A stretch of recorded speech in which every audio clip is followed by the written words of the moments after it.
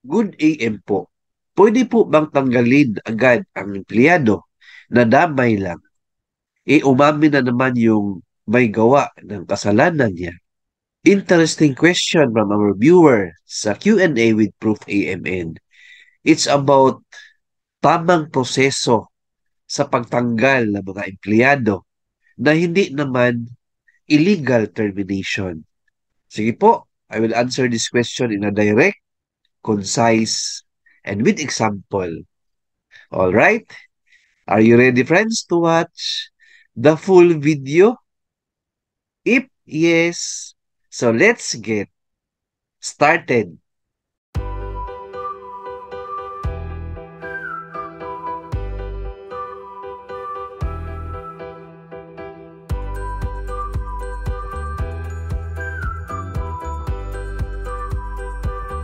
Ang sagot natin, friends, is based from Labor Code, Article 297. So, basahin natin ang Article 297, Termination by Employer. Ito po. An employer may terminate an employment for any of the following causes. Number one, letter A, serious misconduct or willful disobedience by the employee of the lawful orders of his employer or representative in connection with his work. Letter B, gross and habitual neglect by the employee of his duties. Letter C, fraud or willful breach by the employee of the trust reposed in him by his employer or duly authorized representative. Letter D, commission of a crime or offense by the employee against the person of his employer or any immediate member of his family or his duly authorized representatives.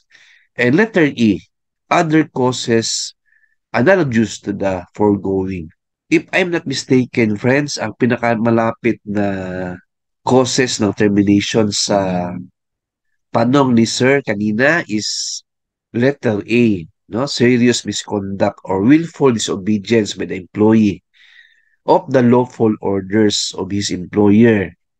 Or letter C, fraud or willful breach by the employee of the trust reposed in him. Kasi po, parang merong commit na hindi maganda yung office mate niya or kasama niya sa trabaho, then nadamay po siya. And then, when you say damay, uh, it could be accessory ka sa nagawa ng office mate mo na hindi nagustuhan ng employer.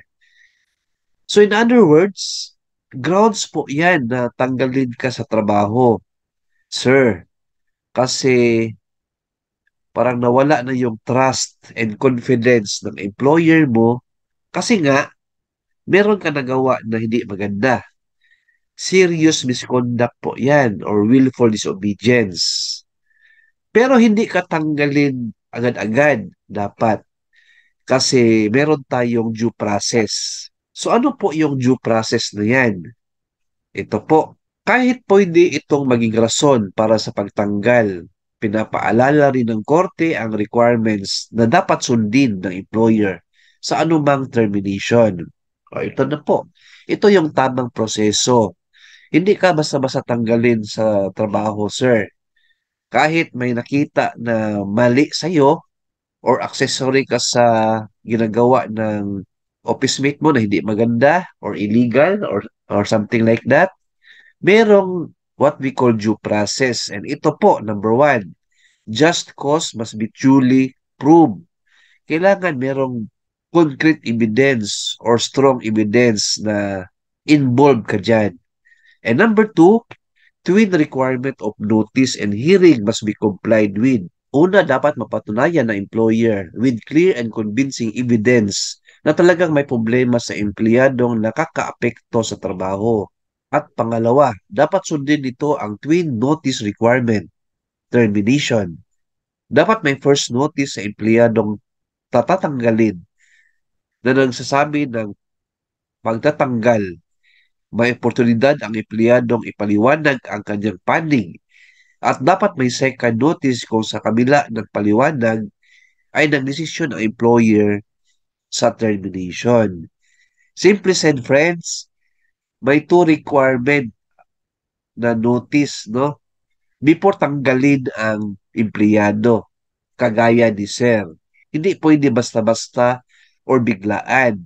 Number one, dapat may first notice employee sa kanyang nagawa na hindi maganda. At of course, meron siyang right to be heard. Kailangan bigyan siya ng chance to explain sa employer niya or sa management para mapakinggan ang side niya. Number two, after those first notice and explanation sa employee, then kung talagang ayaw na ng employer, may nakita siya na mali, that's the time magbigay ng second notice na ituloy ang termination ng employee. Right? So, hindi tayo abogado, pero yan po ang understanding ko sa batas na ito. Article 297 ng Labor Code. Right? Hope na nasagot ko yung question po ninyo. So, keep watching my YouTube channel kasi ang content natin is all about employees' concerns and issues.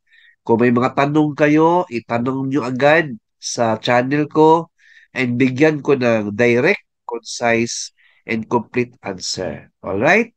Please like, share this video, and subscribe to my YouTube channel. Thank you, God bless, and 2 thumbs up.